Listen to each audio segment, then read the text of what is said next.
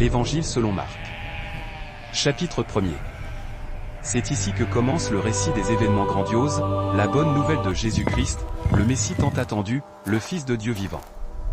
Conformément aux anciennes Écritures, ainsi qu'il est annoncé par le prophète Isaïe, « Voici, j'envoie mon messager devant toi, lequel préparera ton chemin. » Une voix crie dans le désert, « Préparez le chemin du Seigneur, rendez droit ses sentiers. » Et c'est ainsi qu'apparut Jean le Baptiste, silhouette ascétique surgit de l'âpre solitude du désert. Il prêchait une immersion, un baptême de repentance, symbolisant le retournement du cœur et l'abandon des fautes pour obtenir le pardon. De toutes parts, de la Judée entière et de la cité de Jérusalem, une foule innombrable affluait vers lui. Ils confessaient publiquement leurs péchés, et par milliers, ils descendaient dans les eaux fraîches du Jourdain pour y être purifiés. Jean, reconnaissable à son apparence rustique et austère, était vêtu d'un manteau de poils de chameau, serré par une ceinture de cuir autour des reins. Sa nourriture était frugale, des sauterelles ramassées et du miel sauvage. Voici le cœur de son message vibrant, quelqu'un de bien plus puissant que moi va venir après moi. Je ne suis même pas digne de me baisser pour délier la courroie de ses sandales. Moi, je vous baptise seulement avec l'eau, pour la purification, mais lui vous baptisera avec l'Esprit Saint, le souffle de la puissance divine. En ce temps-là, Jésus arriva de Nazareth, petite bourgade de Galilée. Il se présenta humblement au Jourdain pour être baptisé par Jean. Aussitôt que Jésus remonta de l'eau, un événement prodigieux se produisit, il vit les cieux s'ouvrir, déchirés comme une tenture, et l'Esprit, sous une forme légère et visible comme une colombe, descendit et demeura sur lui. Une voix majestueuse résonna alors du firmament. « Tu es mon Fils bien-aimé, en toi j'ai mis toute ma faveur et ma joie. » Sans délai, l'Esprit contraignit Jésus à partir pour le désert, un lieu de solitude extrême. Il y resta 40 jours, exposé à la tentation et mis à l'épreuve par Satan lui-même. Il vécut parmi les bêtes sauvages, mais les anges du Seigneur veillaient et le servaient. Après l'arrestation de Jean, qui fut livré aux autorités, Jésus se rendit en Galilée pour y proclamer la bonne nouvelle de Dieu. Le temps est accompli, disait-il avec une autorité nouvelle. Le royaume de Dieu est tout proche. Changez de vie, repentez-vous, et croyez à cette bonne nouvelle. Un jour, marchant au bord de la mer de Galilée, il aperçut deux frères, Simon et André, occupés à jeter un filet dans le lac, ils étaient pêcheurs de profession. Jésus leur lança l'appel, « Venez, suivez-moi sans attendre, et je ferai de vous des pêcheurs d'hommes. » Aussitôt, sans un mot d'hésitation, ils abandonnèrent leur filet et se mirent à le suivre. Poursuivant sa route un peu plus loin, il vit Jacques, fils de Zébédée, et son frère Jean, qui étaient également dans une barque, en train de préparer et raccommoder leurs filets. Il les appela sur-le-champ. Ils laissèrent leur père, Zébédée, dans la barque avec les hommes qu'il avait à son service, et ils partirent derrière Jésus. Ils arrivèrent ensuite à Capharnaüm. Dès le jour du sabbat, Jésus entra dans la synagogue et se mit à enseigner. Les gens étaient frappés d'étonnement par la force de son enseignement, car il parlait avec une autorité propre, et non pas comme les scribes habituels, docteurs de la loi. Il se trouva dans leur assemblée un homme tourmenté par un esprit impur qui se mit à crier d'une voix perçante, « Que nous veux-tu, Jésus de Nazareth? Es-tu venu pour nous détruire? Je sais parfaitement qui tu es, le Saint de Dieu. » Jésus lui parla avec sévérité, « Tais-toi, et sors de cet homme. » L'esprit impur agita l'homme avec violence, le secoua de convulsions, et sortit de lui en poussant un grand hurlement. Devant ce spectacle inouï, tous furent saisis de stupeur et se demandaient l'un à l'autre, « Qu'est-ce donc que cela? Un enseignement nouveau, donné avec une telle autorité. Il commande même aux esprits impurs et ils lui obéissent. » La nouvelle de ces actes se répandit immédiatement, comme une traînée de poudre, dans toute la région de la Galilée. Dès qu'ils quittèrent la synagogue, ils se rendirent, accompagnés de Jacques et de Jean, à la maison de Simon et d'André. La belle-mère de Simon était alitée, minée par une forte fièvre. Sans tarder, ils en informèrent Jésus.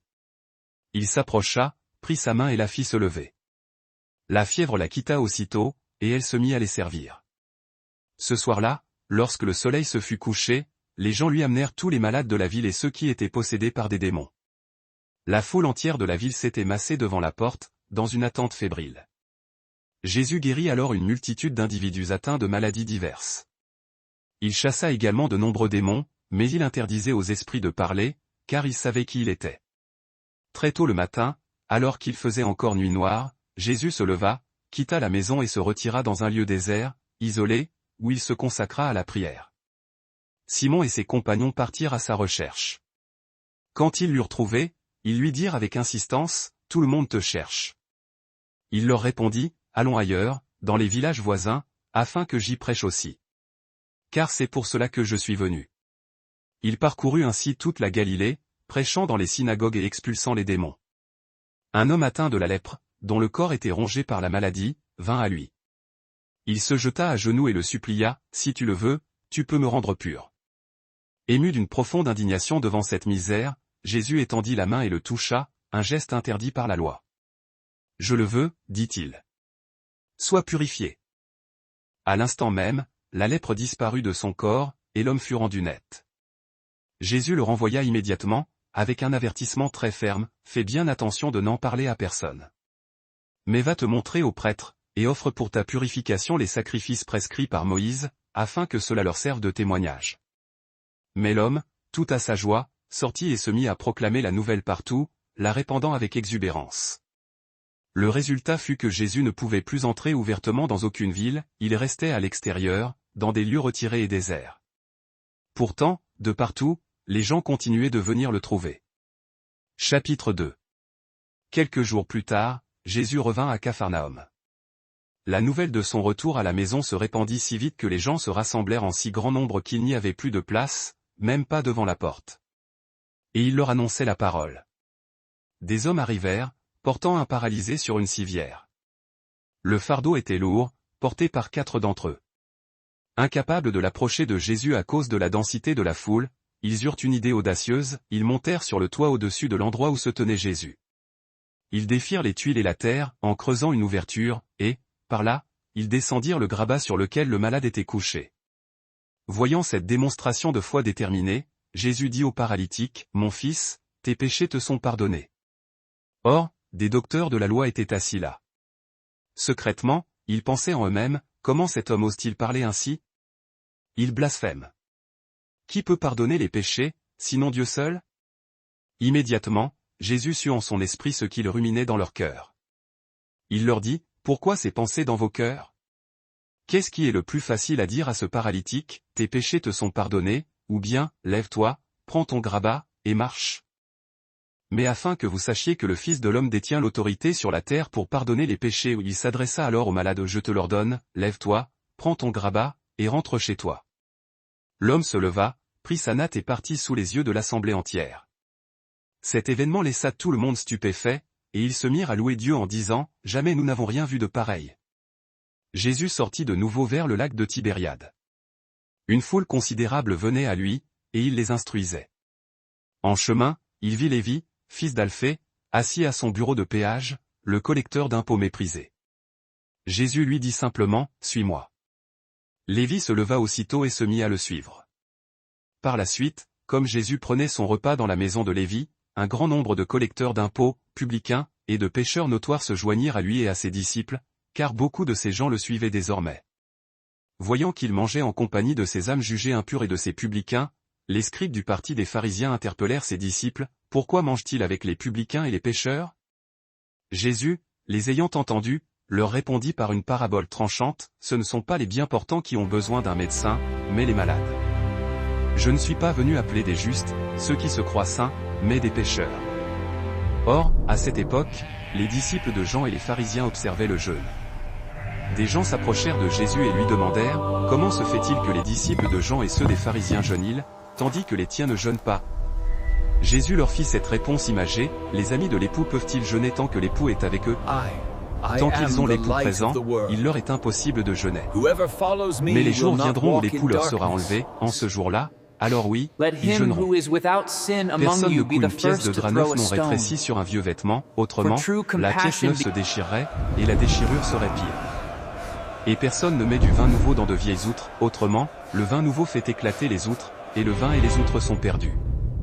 Il faut mettre le vin nouveau dans des outres neuves. » Un jour de sabbat, il traversait des champs de blé. Tandis qu'il cheminait, ses disciples se mirent à arracher quelques épis. Les pharisiens l'interpellèrent, pleins de réprobation, « Regarde. Pourquoi font-ils ce qui n'est pas permis le jour du sabbat ?» Il leur répondit, « N'avez-vous donc jamais lu ce que fit David, lorsqu'il fut dans la nécessité et qu'il eut faim, lui et ceux qui l'accompagnaient? Du temps du souverain sacrificateur Abiatar, il entra dans la maison de Dieu et mangea les pains de présentation, qu'il n'est permis de manger qu'au seul prêtre, et il en donna aussi à ceux qui étaient avec lui. Puis il conclut par cette sentence fondamentale, le sabbat a été fait pour l'homme, et non l'homme pour le sabbat. Ainsi, le Fils de l'homme est maître, même du sabbat. Chapitre 3. Une autre fois, il entra de nouveau dans la synagogue. Là se trouvait un homme dont la main était desséchée, atrophiée. Certains observateurs l'épiaient attentivement pour voir s'il allait guérir cet homme un jour de sabbat, afin de trouver un motif pour l'accuser formellement. Jésus dit à l'homme à la main desséchée, « Lève-toi, viens te tenir au milieu. » Puis il leur posa la question, visant leur hypocrisie, « Est-il permis, le jour du sabbat, de faire le bien ou de faire le mal? De sauver une vie ou de la perdre, de tuer ?» Mais ils gardèrent un silence obstiné.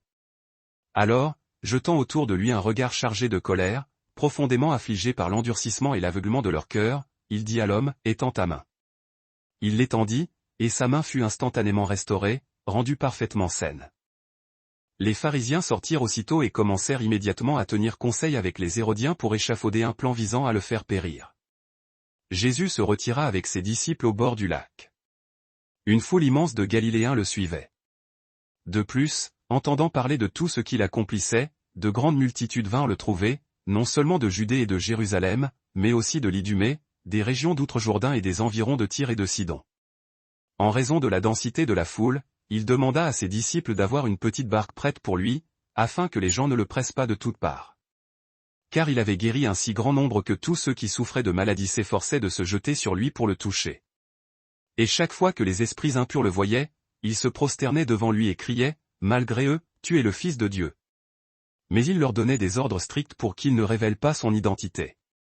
Ensuite, il monta sur la montagne et appela ceux qu'il voulait. Ils vinrent vers lui. Il en désigna 12, qu'il nomma apôtres, pour qu'ils restent avec lui, pour les envoyer prêcher le message, et pour qu'ils aient le pouvoir d'expulser les démons. Voici les 12 qu'il établit, Simon, auquel il donna le nom de Pierre, Jacques, fils de Zébédée, et Jean, le frère de Jacques, auquel il conféra le surnom de Boanergès, c'est-à-dire fils du tonnerre, André, Philippe, Barthélemy, Matthieu, Thomas, Jacques, fils d'Alphée, Thaddée, Simon le Zélote, et enfin Judas Iscario, celui-là même qui le trahit. Alors Jésus revint dans une maison.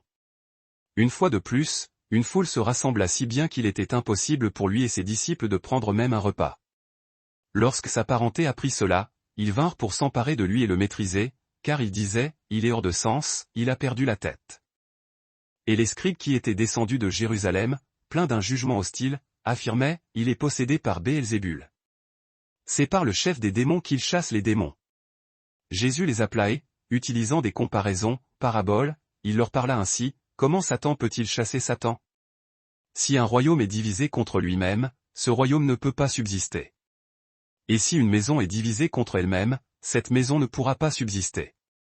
De même, si Satan se révolte contre lui-même et s'il est divisé, il ne peut pas subsister. Son terme est arrivé. Personne ne peut entrer dans la maison d'un homme fort et piller ses biens, s'il n'a d'abord ligoté cet homme fort. Alors seulement il pourra dévaliser sa maison. En vérité, je vous le dis, tout sera pardonné aux hommes, les péchés, et même les calomnies et toutes les paroles injurieuses qu'ils auront prononcées. Mais celui qui blasphémera contre le Saint-Esprit n'obtiendra jamais de pardon, il est coupable d'un péché éternel. Il dit cela parce qu'ils affirmaient, il est possédé par un esprit impur. Sa mère et ses frères arrivèrent. Se tenant dehors, ils envoyèrent quelqu'un pour l'appeler. Une foule nombreuse était assise autour de lui. On lui dit, « Voici, ta mère et tes frères sont dehors et te demandent. » Il répondit par cette question troublante, « Qui sont ma mère et mes frères ?» Puis, balayant du regard ceux qui étaient assis en cercle autour de lui, il déclara, « Voici ma mère et mes frères. Car quiconque fait la volonté de Dieu, celui-là est mon frère, ma sœur et ma mère. » Chapitre 4. De nouveau, Jésus se mit à enseigner au bord du lac. La foule qui s'était rassemblée autour de lui était si dense qu'il dut monter dans une barque, il s'y assit, légèrement au large, tandis que toute la foule restait massée sur le rivage, au bord de l'eau. Il leur enseignait une multitude de choses par le moyen de paraboles. Et dans son enseignement, il disait, « Écoutez attentivement. Un semeur sortit pour semer. Tandis qu'il répandait la semence, une partie tomba le long du chemin, et les oiseaux du ciel vinrent et la mangèrent. Une autre partie tomba sur un sol rocailleux, où elle n'avait pas beaucoup de terre, elle leva rapidement parce que le sol était peu profond. Mais quand le soleil devint ardent, ses plants furent brûlés et, comme ils n'avaient pas de racines profondes, ils séchèrent. Une autre partie tomba parmi les épines grandirent, étouffèrent les plants, et ceux-ci ne purent donner aucun fruit. Enfin, une autre partie tomba dans la bonne terre. Elle produisit du fruit, se développant et croissant, un grain rendit 30, un autre 60, et un autre cent pour un. Puis il lança solennellement, que celui qui a des oreilles pour entendre entende. Lorsqu'il fut seul, ceux qui l'entouraient, y compris les 12, l'interrogèrent sur la signification de ces paraboles. Il leur expliqua, le mystère, le secret du royaume de Dieu vous a été révélé. Mais pour ceux qui restent à l'extérieur, tout est présenté en parabole, afin que, tout en regardant, ils ne voient pas, et tout en entendant, ils ne comprennent pas, ce qui est dit, afin qu'ils ne se convertissent point et que leurs péchés ne leur soient pas pardonnés. Puis Jésus leur dit, ne comprenez-vous pas cette parabole? Comment alors comprendrez-vous toutes les autres? Le semeur sème la parole. Certains sont comparés à la semence tombée le long du chemin, où la parole est semée. Dès qu'ils l'entendent, Satan arrive immédiatement et enlève la parole qui avait été semée en eux. D'autres sont comme la semence semée dans les sols rocailleux. Ceux-là entendent la parole et la reçoivent aussitôt avec une joie éphémère. Mais, comme ils n'ont pas de racines, leur foi ne dure qu'un moment. Dès que survienne l'affliction ou la persécution à cause de cette parole, ils trébuchent et abandonnent rapidement. D'autres encore sont comme la semence semée parmi les épines. Ils entendent la parole, mais les soucis oppressants de ce monde, la séduction trompeuse des richesses, et la convoitise des autres choses envahissent leur cœur, étouffent la parole, qui demeure alors stérile. Enfin, d'autres sont comme la semence semée dans la bonne terre. Ceux-là entendent la parole, l'acceptent avec ferveur, et portent du fruit, 30, 60, ou 100 fois plus que ceux qui avaient été semés. Il leur demanda, apportez-on la lampe pour la mettre sous le boisseau ou sous le lit? N'est-ce pas plutôt pour la placer sur le chandelier? Car il n'y a rien de caché qui ne doive être manifesté, ni rien de secret qui ne doive être mis en pleine lumière. Si quelqu'un a des oreilles pour entendre, qu'il entende.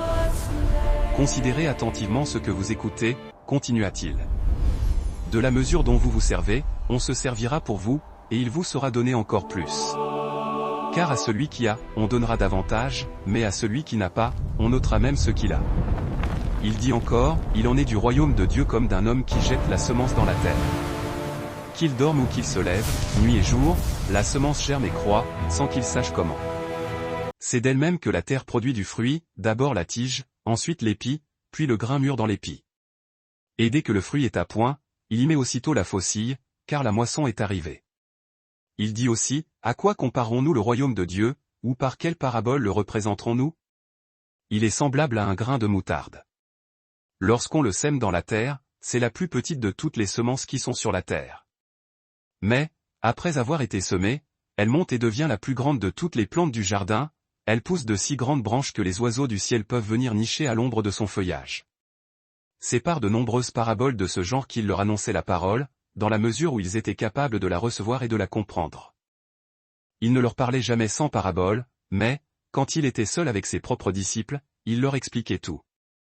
Ce même jour, le soir venu, il leur dit, passons de l'autre côté. Laissant la foule derrière eux, ils l'emmenèrent, tel qu'il était, dans la barque. D'autres petites barques l'accompagnaient. Or, une violente tempête s'éleva sur le lac. Le vent se déchaîna et les vagues se brisaient contre la barque, si bien qu'elle était déjà presque submergée. Lui, cependant, dormait à l'arrière, la tête posée sur un coussin. Ses disciples, affolés, le réveillèrent en criant, « Maître, cela ne te fait rien que nous périssions ?» S'étant levé, il menaça le vent avec autorité et dit à la mer mugissante, « Silence. Tais-toi. » Aussitôt, le vent tomba, et il se fit un calme plat, absolu. Puis il leur dit, « Pourquoi êtes-vous si craintifs? Comment se fait-il que vous n'ayez toujours pas la foi ?» Saisis d'une frayeur respectueuse, ils se disaient les uns aux autres, « Qui est donc celui-ci, pour que même le vent et la mer lui obéissent ?» Chapitre 5.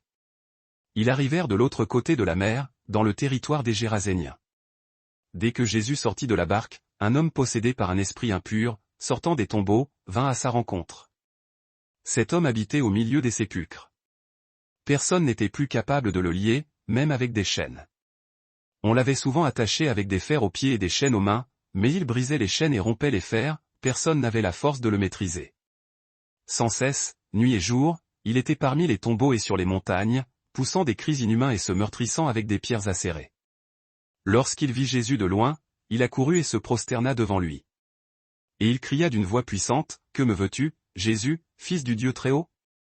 Je t'en conjure par Dieu, ne me tourmente pas. » Car Jésus lui avait dit, « Esprit impur, sors de cet homme. » Jésus lui demanda alors, « Quel est ton nom ?»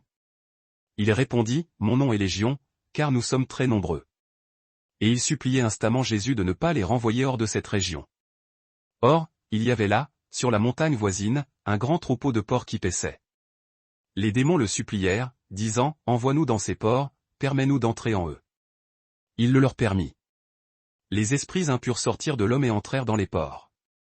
Aussitôt, le troupeau environ 2000 bêtes se précipita avec une violence inouïe du haut de la falaise dans le lac et s'y noya.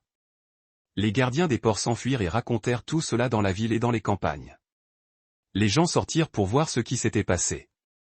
Ils vinrent auprès de Jésus, et ils virent l'homme qui avait été possédé par la légion, il était assis, vêtu, et parfaitement saint d'esprit. Une grande peur s'empara d'eux. Ceux qui avaient été témoins de la scène racontèrent aux autres ce qui était arrivé au démoniaque et ce qu'il était advenu des porcs. Alors, la population se mit à supplier Jésus de quitter leur territoire. Au moment où Jésus remontait dans la barque, l'homme qui avait été délivré des démons le suppliait de pouvoir l'accompagner. Jésus ne le lui permit pas, mais lui dit, « Va dans ta maison, auprès des tiens, et raconte-leur tout ce que le Seigneur a fait pour toi et comment il a eu pitié de toi. » L'homme partit et se mit à proclamer dans la Décapole tout ce que Jésus avait fait pour lui. Et tous étaient dans l'émerveillement. Quand Jésus fut de nouveau repassé de l'autre côté du lac en barque, une foule immense se rassembla autour de lui, alors qu'il se tenait sur le rivage. Alors survint un des chefs de la synagogue, nommé Jaïru. Dès qu'il vit Jésus, il se jeta à ses pieds, le suppliant avec insistance, « Ma petite fille est à l'agonie. Je t'en prie, viens lui imposer les mains pour qu'elle soit sauvée et qu'elle vive. » Jésus s'en alla avec lui. Une grande foule le suivait, marchant en cohue, le pressant de toutes parts. Or, il y avait là une femme atteinte d'une perte de sang, hémorragie, depuis 12 longues années. Elle avait énormément souffert entre les mains de nombreux médecins, et elle avait dépensé tout son bien, sans aucun résultat, bien au contraire, son état n'avait fait qu'empirer. Son état empirait encore, la réduisant à l'ombre d'elle-même. Lorsqu'elle entendit parler de Jésus, elle se faufila derrière lui dans la foule immense et toucha le bord de son manteau. Car elle se disait, avec une foi tremblante, dans le secret de son cœur, si seulement je touche son vêtement, je serai délivrée. À l'instant même, le flux de sang s'arrêta, et elle sentit dans son corps que la souffrance qui l'accablait depuis tant d'années avait disparu. Aussitôt, Jésus comprit qu'une puissance mystérieuse était sortie de lui. Il se retourna, au milieu du chaos de la foule qui s'agitait autour de lui, et demanda, d'une voix qui perçait le brouhaha, « Qui a touché mes vêtements ?» « Tu vois la foule qui t'écrase de toutes parts, » lui répondirent ses disciples, étonnés. « Et pourtant, tu peux demander, qui m'a touché ?» Mais Jésus continuait de regarder tout autour de lui, cherchant celle qui avait accompli cet acte de foi. Alors la femme, sachant ce qui venait de se passer en elle et prise d'une terreur sacrée, s'avança, se jeta à ses pieds, et lui raconta toute la vérité, sans rien omettre. Il lui dit alors, avec une douceur infinie, « Ma fille, ta foi t'a sauvée. Va en paix et sois définitivement libérée de ton mal. » Pendant qu'il parlait encore, des gens arrivèrent de la maison de Jaïru, le chef de la synagogue, pour lui annoncer la nouvelle la plus redoutée, « Ta fille est morte », lui dirent-ils. Pourquoi déranger encore le maître ? Mais, ayant surpris cette conversation fatale, Jésus dit à Jaïru, son regard plein d'autorité, « Ne crains rien. Aie seulement la foi. » Il ne permit à personne de le suivre, à part Pierre, Jacques et Jean, le frère de Jacques. Lorsqu'ils arrivèrent à la maison du chef de la synagogue, Jésus constata l'agitation désolée, les gens pleuraient, se lamentaient et poussaient de grands cris funèbres. Il entra et leur demanda, sur un ton calme mais ferme, « Pourquoi ce tumulte et ces lamentations ? L'enfant n'est pas morte, elle dort seulement. » Mais ils se moquèrent de lui avec dérision. Après les avoir tous mis dehors, il prit avec lui le père et la mère de l'enfant, ainsi que les disciples qui l'accompagnaient, et entra là où gisait la fillette. Il la prit par la main et lui dit ces mots mystérieux, « Talitha koum », ce qui se traduit par « Petite fille, je te le dis, lève-toi ». Aussitôt, la fillette, qui avait 12 ans, se leva et se mit à marcher, retrouvant sa force vitale. Devant ce prodige, Ils furent saisis d'un émerveillement total. Jésus leur donna l'ordre strict de ne laisser personne connaître ce miracle, et il leur dit de donner à manger à l'enfant. Marc, chapitre 6. Jésus quitta ce lieu et se rendit dans sa ville natale, non sans une certaine appréhension, accompagné de ses disciples. Lorsque le jour du sabbat arriva, il commença à enseigner dans la synagogue. Une grande partie de ceux qui l'entendaient étaient sidérés. « D'où lui viennent donc toutes ces choses ?» demandait-il. « D'où tire-t-il cette sagesse inouïe qui lui a été donnée? Et comment ces miracles extraordinaires s'opèrent-ils par ses mains? N'est-ce pas le charpentier? L'artisan du bois, celui que nous avons vu grandir? N'est-ce pas le fils de Marie, le frère de Jacques, de Joseph, de Judas et de Simon? Ses sœurs ne vivent-elles pas ici même parmi nous? » Et ils étaient profondément offensés par lui, incapables de concilier son origine humble avec sa puissance divine. Jésus leur dit alors, avec une pointe de tristesse, un prophète n'est méprisé que dans sa ville natale, parmi ses propres parents et dans sa propre maison. Et il ne put y faire aucun miracle puissant, sinon imposer les mains à quelques rares malades et les guérir. Il s'étonnait profondément de leur manque de foi, cette incrédulité ancrée. Alors Jésus parcourait les villages environnants, allant de lieu en lieu pour enseigner. Appelant les 12 à lui, il commença à les envoyer 2 par 2, et il leur donna autorité sur les esprits impurs qui tourmentaient les hommes. Voici les instructions précises qu'il leur donna pour leur mission. Ne prenez rien pour le voyage, hormis un simple bâton de marche. Ni pain, ni sac, ni argent dans vos ceintures. Portez des sandales, mais n'emportez pas de tunique de rechange. Chaque fois que vous entrez dans une maison, restez-y jusqu'à ce que vous quittiez cette localité. Et si un endroit refuse de vous accueillir ou d'écouter vos paroles, quittez cet endroit et secouez la poussière de vos pieds, afin que cela leur serve de témoignage et d'avertissement. Ils partirent donc et se mirent à prêcher avec ferveur, exhortant les gens à la repentance et au changement de vie. Ils chassèrent de nombreux démons et firent des onctions d'huile sur beaucoup de malades, qu'ils guérirent. Le roi Hérode Antipas entendit parler de tout cela, car le nom de Jésus était désormais célèbre et résonnait partout. Certains disaient, anxieux, Jean le Baptiste est ressuscité des morts, et c'est pour cette raison que des pouvoirs miraculeux agissent en lui. D'autres affirmaient, c'est Élie. Et d'autres encore prétendaient, c'est un prophète, comme l'un des grands prophètes d'autrefois. Mais quand Hérode entendit ces rumeurs, il déclara, troublé par sa conscience, c'est Jean, celui que j'ai fait décapiter, il est revenu à la vie. Car Hérode lui-même avait ordonné l'arrestation de Jean, il l'avait fait enchaîner et jeter en prison. Il avait agi ainsi à cause d'Hérodiade, l'épouse de son frère Philippe, qu'Hérode avait lui-même épousée, violant la loi. J'en avais cessé de dire à Hérode, avec courage, il ne t'est pas permis d'avoir la femme de ton frère. Aussi Hérodiade nourrissait-elle une rancune tenace et mortelle contre Jean et cherchait-elle toutes les occasions de le faire périr.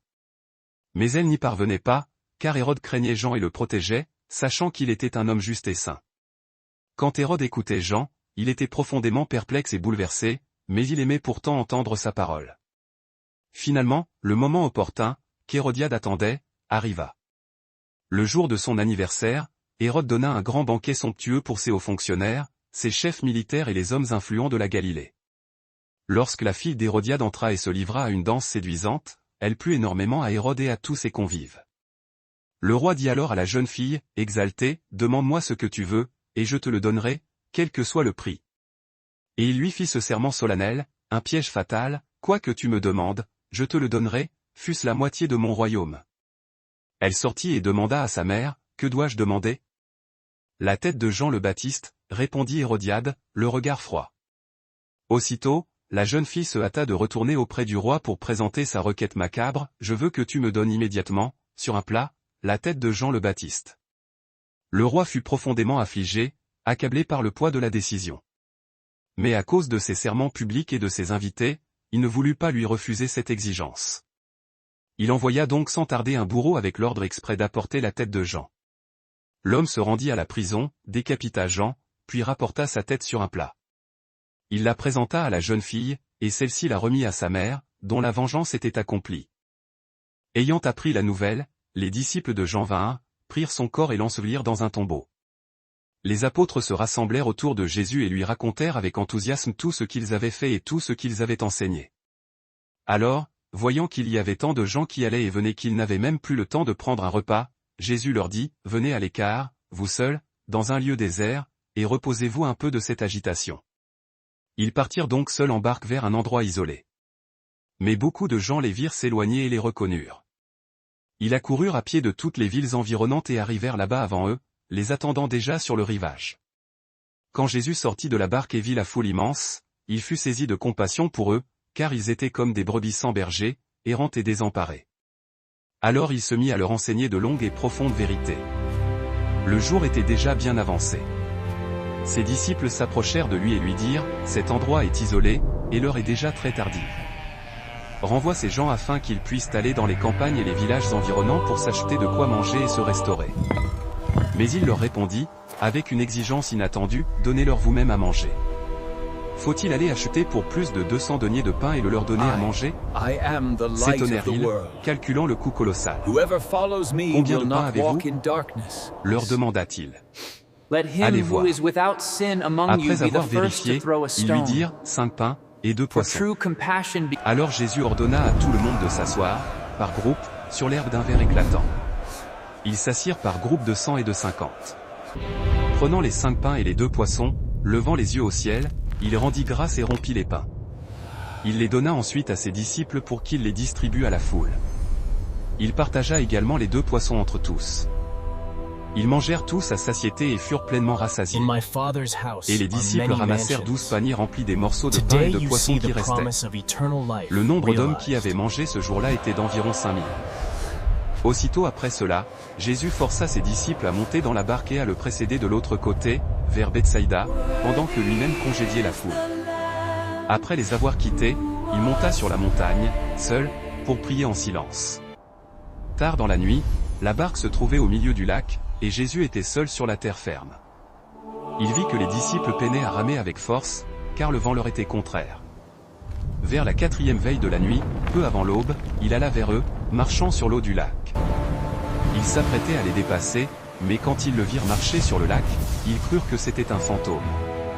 Ils poussèrent des cris de terreur, car ils le voyaient tous et étaient saisis d'une peur panique. Immédiatement, il leur parla d'une voix apaisante, « Courage. C'est moi, ne craignez rien. » Puis il monta avec eux dans la barque, et le vent tomba aussitôt, laissant place au calme. Ils furent complètement bouleversés par la stupéfaction, car ils n'avaient pas compris le sens profond du miracle des pains. Leur cœur s'était endurci, incapables de saisir la pleine mesure de sa puissance.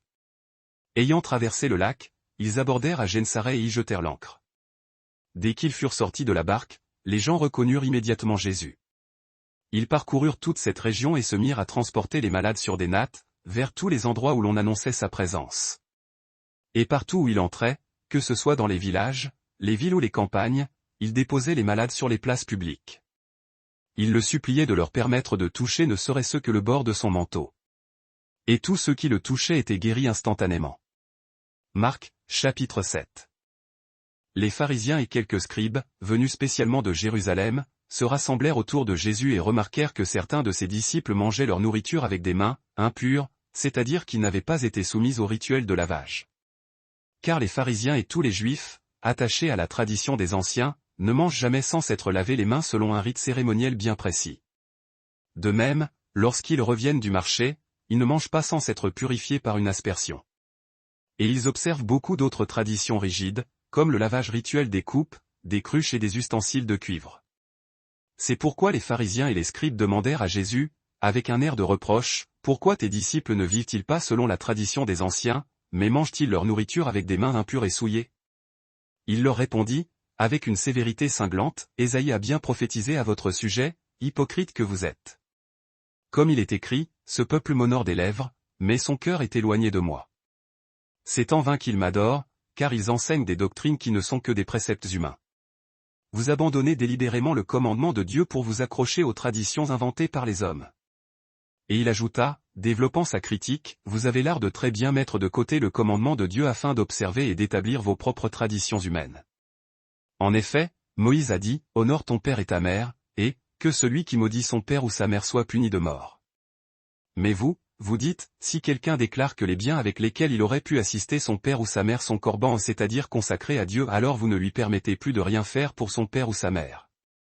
Ainsi, par cette tradition que vous transmettez, vous annulez la parole de Dieu, la rendant inopérante. Et vous faites beaucoup d'autres choses semblables. Jésus appela de nouveau la foule et dit d'une voix forte, « Écoutez-moi tous attentivement et comprenez bien ceci, rien de ce qui entre dans l'homme de l'extérieur ne peut le souiller ou le rendre impur. Au contraire, c'est ce qui sort de l'homme qui le rend véritablement impur et souillé. » Après avoir quitté la foule et être entré dans la maison, ses disciples l'interrogèrent sur la signification de cette parabole complexe. « Êtes-vous donc si lents à comprendre ?» leur demanda-t-il. « Ne voyez-vous pas que rien de ce qui entre dans l'homme de l'extérieur ne peut le rendre impur ? Car cela ne pénètre pas dans son cœur, mais dans son estomac, avant d'être éliminé par le corps. » Par cette déclaration fondamentale, Jésus déclarait purs tous les aliments, levant les contraintes rituelles. Il poursuivit, « Ce qui sort d'un homme, voilà ce qui le rend impur. Car c'est de l'intérieur, du cœur de l'homme, que proviennent toutes les pensées mauvaises, les immoralités sexuelles, les vols, les meurtres, les adultères, l'avidité, la malice, la tromperie, l'obscénité, l'envie, la calomnie, l'orgueil et la folie. Tous ces maux profonds viennent du dedans et souillent l'homme tout entier. » Jésus quitta cet endroit et se retira vers la région de Tyr. Il entra dans une maison et ne voulait pas que quiconque le sache, cherchant un peu de repos. Cependant, il ne put garder le secret de sa présence. En effet, dès qu'elle entendit parler de lui, une femme dont la petite fille était tourmentée par un esprit impur vint se jeter à ses pieds, dans un geste désespéré. Cette femme était grecque, d'origine syrophénicienne. Elle supplia Jésus de chasser le démon hors de sa fille. « Laisse d'abord les enfants de la maison se rassasier, lui dit-il. Car il n'est pas convenable de prendre le pain des enfants pour le jeter aux petits chiens. » Certes, Seigneur, répondit-elle avec une intelligence vive et une foi profonde, mais même les petits chiens, sous la table, mangent les miettes qui tombent des enfants. Alors il lui dit, admiratif de sa réponse, à cause de cette parole pleine de foi, tu peux t'en aller. Le démon est sorti de ta fille. Elle rentra chez elle et trouva l'enfant couché sur le lit, parfaitement calme, le démon étant parti. Jésus quitta ensuite la région de Tyr, passa par Sidon, pour rejoindre la mer de Galilée, au cœur de la région de la Décapole. Là, on lui amena un homme sourd et qui parlait à peine, et ils le supplièrent de lui imposer la main pour le guérir. Jésus le prit à part, loin de la foule bruyante, et lui mit ses doigts dans les oreilles. Puis il cracha par terre et toucha la langue de l'homme. Levant les yeux au ciel, il poussa un profond soupir d'empathie et lui dit, « Ephphatha », ce qui signifie, « Ouvre-toi ». Aussitôt, les oreilles de l'homme s'ouvrirent, sa langue fut déliée et il se mit à parler distinctement et clairement. Jésus leur ordonna de n'en parler à personne. Mais plus il leur donnait cet ordre, plus il le racontait partout, submergé par le miracle. Les gens étaient remplis d'un étonnement indescriptible. « Il a tout fait à merveille », disait-il. « Il fait même entendre les sourds et parler les muets. » Marc, chapitre 8. En ces jours-là, une autre foule nombreuse s'était rassemblée autour de Jésus. Comme il n'avait rien à manger, il appela ses disciples et leur dit, « J'ai une profonde compassion pour cette multitude. Ils sont avec moi depuis 3 jours entiers maintenant, et ils n'ont rien à manger. Si je les renvoie chez eux le ventre vide, ils risquent de s'évanouir en chemin, car certains d'entre eux sont venus de très loin. » Ses disciples lui répondirent, avec leur logique habituelle, « Mais comment pourrait-on rassasier tous ces gens avec du pain, ici, dans ce lieu désert et éloigné de tout ? Combien de pain avez-vous ? Demanda Jésus. 7, répondirent-ils. Il ordonna à la foule de s'asseoir par terre, dans le calme. Il prit alors les 7 pains, rendit grâce, les rompit et les donna à ses disciples pour qu'ils les distribuent à la foule, ce qu'ils firent. Ils avaient aussi quelques petits poissons. Il rendit grâce pour ceux-ci également et ordonna de les distribuer. Les gens mangèrent jusqu'à être satisfaits. Après cela, les disciples ramassèrent cette corbeille pleine des morceaux qui restaient. Il y avait environ 4000 personnes. Après les avoir renvoyés, Jésus monta dans la barque avec ses disciples et se rendit dans la région de Dalmanuta. Les pharisiens vinrent et commencèrent à interroger Jésus, cherchant à le piéger. Pour le mettre à l'épreuve, ils lui demandèrent un signe spectaculaire venant directement du ciel. Jésus soupira profondément, peiné, et dit, « Pourquoi cette génération réclame-t-elle un signe visible ? En vérité, je vous le dis, aucun signe ne lui sera donné. » Puis il les quitta, remonta dans la barque et traversa de nouveau de l'autre côté. Les disciples avaient oublié d'emporter du pain, ils n'avaient qu'un seul pain avec eux dans la barque. « Faites attention, les avertit Jésus, soyez vigilants et méfiez-vous du levain des pharisiens et du levain d'Hérode. » Ils discutaient entre eux, pensant, c'est parce que nous n'avons pas de pain. Jésus, conscient de leur discussion terre à accent grave terre, leur demanda, « Pourquoi parlez-vous de ce manque de pain? Ne voyez-vous donc toujours pas et ne comprenez-vous pas encore le sens de mes paroles? Votre cœur est-il donc à ce point endurci? Avez-vous des yeux et ne voyez-vous pas, et des oreilles et n'entendez-vous pas le sens profond? Ne vous souvenez-vous pas quand j'ai rompu les 5 pains pour les 5000 hommes? Combien de paniers remplis de morceaux avez-vous ramassés? 12, répondirent-ils. Et quand j'ai rompu les 7 pains pour les 4000? Combien de corbeilles remplies de morceaux avez-vous ramassés? 7, répondirent-ils. Alors il conclut, avec un reproche doux, ne comprenez-vous pas encore? Ils arrivèrent à Bethsaïda. On lui amena un aveugle et on le supplia de le toucher. Jésus prit l'aveugle par la main et le conduisit hors du village. Après avoir craché sur ses yeux et lui avoir imposé les mains, Jésus lui demanda, « Vois-tu quelque chose ?» L'homme leva les yeux et dit, « Je vois des gens. Mais ils ressemblent à des arbres qui marchent. » Jésus posa de nouveau les mains sur les yeux de l'homme. Alors ses yeux s'ouvrirent, sa vue fut restaurée et il vit tout distinctement, avec une clarté parfaite. Jésus le renvoya chez lui en lui disant, « Ne rentre même pas dans le village. » Jésus et ses disciples se dirigèrent vers les villages autour de Césarée de Philippe. Chemin faisant, il les interrogea, « Que disent les gens de moi? Qui suis-je, d'après eux ?» Ils répondirent, « Certains disent Jean le Baptiste, d'autres Élie, et d'autres encore, l'un des prophètes. » Et vous, leur demanda-t-il, avec insistance, « Qui dites-vous que je suis ?» Pierre répondit, inspiré, « Tu es le Christ, le Messie. » Jésus leur recommanda sévèrement de ne parler de lui à personne.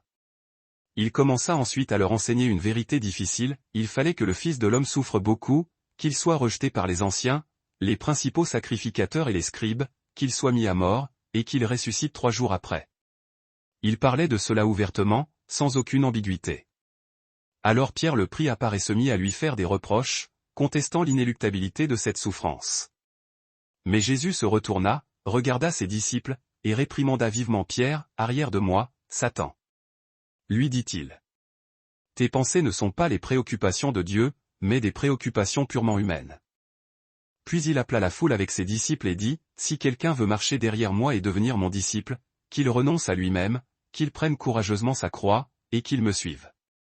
Car celui qui voudra sauver sa vie égoïstement la perdra, mais celui qui perdra sa vie pour moi et pour l'Évangile la sauvera éternellement. En effet, à quoi sert-il à un homme de gagner le monde entier s'il y perd son âme, l'essence même de son être? Ou que donnera un homme en échange de son âme? Si quelqu'un a honte de moi et de mes paroles au milieu de cette génération adultère et pécheresse, le Fils de l'homme aura aussi honte de lui quand il viendra dans la gloire de son Père, accompagné des saints anges. » Marc, chapitre 9. Et il leur dit solennellement, « En vérité, je vous le dis, certains de ceux qui se tiennent ici ne mourront pas avant d'avoir vu le royaume de Dieu venir avec puissance. » 6 jours plus tard, Jésus prit avec lui Pierre, Jacques et Jean, et les conduisit seuls sur une haute montagne, un lieu isolé. Là, devant eux, il fut transfiguré de façon miraculeuse. Ses vêtements devinrent d'une blancheur aveuglante, plus éclatante qu'aucun blanchisseur sur terre n'aurait pu obtenir par un procédé humain. Et Élie et Moïse leur apparurent, s'entretenant avec Jésus, dans une vision de gloire. Pierre, ne sachant que dire sous l'effet de l'émerveillement et de la peur, prit la parole et dit à Jésus, « Rabbi, il est merveilleux que nous soyons ici. Dressons 3 tentes, une pour toi, une pour Moïse et une pour Élie. » Ils ne savaient pas quoi dire, car ils étaient terrifiés par cette manifestation. Alors une nuée lumineuse vint les couvrir de son ombre. Et une voix retentit depuis la nuée, solennelle et puissante. « Celui-ci est mon Fils bien-aimé. Écoutez-le. » Soudain, quand ils regardèrent tout autour d'eux, ils ne virent plus personne avec eux, sauf Jésus, seul. Pendant qu'ils descendaient de la montagne, Jésus leur donna l'ordre formel de ne raconter à personne ce qu'ils avaient vu, jusqu'à ce que le Fils de l'homme soit ressuscité d'entre les morts. Ils gardèrent la chose pour eux, mais ils se demandaient entre eux ce que signifiait réellement « ressuscité d'entre les morts ». Et ils lui posèrent une question, « Pourquoi les scribes disent-ils qu'il faut qu'Élie vienne d'abord, avant le Messie ?» Certes, leur répondit Jésus, Élie vient effectivement le premier et rétablit toutes choses. Mais alors, pourquoi est-il écrit que le Fils de l'homme doit souffrir beaucoup de douleurs et être rejeté? Or je vous le déclare, Élie est déjà venu, et ils l'ont traité comme ils ont voulu, avec mépris, exactement comme il était écrit à son sujet dans les Écritures. Lorsqu'ils rejoignirent les autres disciples, ils virent une foule nombreuse rassemblée autour d'eux, et des scribes qui discutaient vivement et argumentaient contre eux. Dès que toute la foule vit Jésus, Ils furent saisis d'émerveillement et coururent pour l'accueillir. « De quoi discutez-vous avec eux » leur demanda-t-il, s'adressant aux scribes. Un homme dans la foule lui répondit d'une voix angoissée, « Maître, je t'ai amené mon fils qui est possédé par un esprit qui l'a rendu muet et incapable de parler. Chaque fois que l'esprit le saisit, il le jette à terre. Il écume, grince des dents, et son corps devient tout raide. J'ai demandé à tes disciples de chasser cet esprit, mais ils n'en ont pas eu le pouvoir. » Aux générations incrédules, répliqua Jésus. Jusqu'à quand devrais-je rester avec vous, supportant votre lenteur d'esprit? Jusqu'à quand devrais-je vous supporter? Amenez-moi l'enfant. Alors ils le lui amenèrent. Dès que l'esprit vit Jésus, il jeta aussitôt le garçon dans une violente convulsion. Il tomba à terre et se roula, écumant de la bouche. Jésus demanda au père de l'enfant. « Père, depuis combien de temps cela le tourmentait-il ainsi ?» Dès sa petite enfance, Maître, répondit l'homme, les yeux pleins d'une fatigue infinie. Souvent, cet esprit cruel le jette dans le feu ou dans l'eau pour le faire périr. Mais si, par la puissance qui est tienne, tu peux faire quelque chose pour nous, aie pitié de nous et viens à notre secours. Jésus lui dit alors, avec une autorité douce mais ferme, si tu peux. Mais toute chose est possible à celui qui possède la foi véritable. Instantanément, le père du jeune homme, submergé par l'émotion, s'écria avec des larmes, « Je crois, Seigneur, oui. Mais viens au secours de mon incrédulité. » Voyant la foule accourir et s'amasser, Jésus réprimanda l'esprit impur avec une voix qui fendait l'air. « Esprit sourd et muet, ordonna-t-il, je t'enjoins, sors de cet enfant et n'y reviens plus jamais. » L'esprit hurla, secoua violemment le corps de l'enfant dans d'ultimes convulsions, puis le quitta. Le garçon resta si immobile qu'une rumeur monta dans la foule, il est mort. Mais Jésus, se penchant, prit délicatement sa main, le releva sur ses pieds, et l'enfant se tint debout, comme ressuscité. Une fois que Jésus fut rentré dans la maison, ses disciples, attendant qu'il fût seul, l'interrogèrent à voix basse, « Pourquoi, Maître, n'avons-nous pas réussi à chasser cet esprit, malgré ton commandement ?» Il leur répondit solennellement, « Cette sorte-là ne peut sortir que par la prière, et l'effort de l'âme qui s'y rattache. » Quittant cette région, ils traversèrent la Galilée, cheminant discrètement. Jésus ne désirait pas que l'on sût où il se trouvait, car il concentrait ses enseignements sur ses disciples, les préparant à l'épreuve. Il leur annonça, « Le Fils de l'homme va être livré aux mains des hommes. Ils le mettront à mort, mais après 3 jours, il ressuscitera, triomphant de la mort. » Cependant, il ne saisissait pas le sens profond de ces paroles, et était trop effrayé pour l'interroger davantage à ce sujet, laissant planer un silence inquiet. Ils arrivèrent ensuite à Capernaüm. Une fois à l'intérieur, dans l'intimité du foyer, Jésus leur demanda, les confrontant à leur faiblesse, « De quoi discutiez-vous avec tant de ferveur sur la route, pendant que j'étais absorbé ?» Ils gardèrent le silence, embarrassés, car ils s'étaient querellés en chemin pour savoir lequel d'entre eux était le plus grand, le plus digne.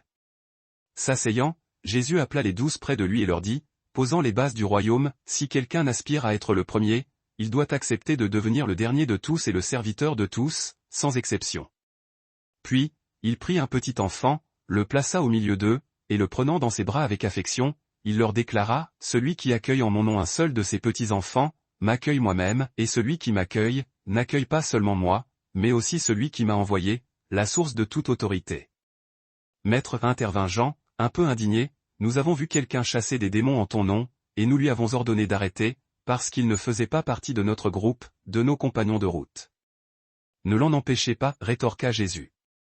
Car personne ne peut accomplir un miracle en mon nom et, l'instant d'après, parler de moi avec malice. Celui qui n'est pas contre nous est assurément pour nous. En vérité, je vous le dis, quiconque vous donnera à boire ne serait-ce qu'une coupe d'eau en mon nom, parce que vous appartenez au Messie, ne perdra en aucun cas sa récompense, si minime que l'acte paraisse.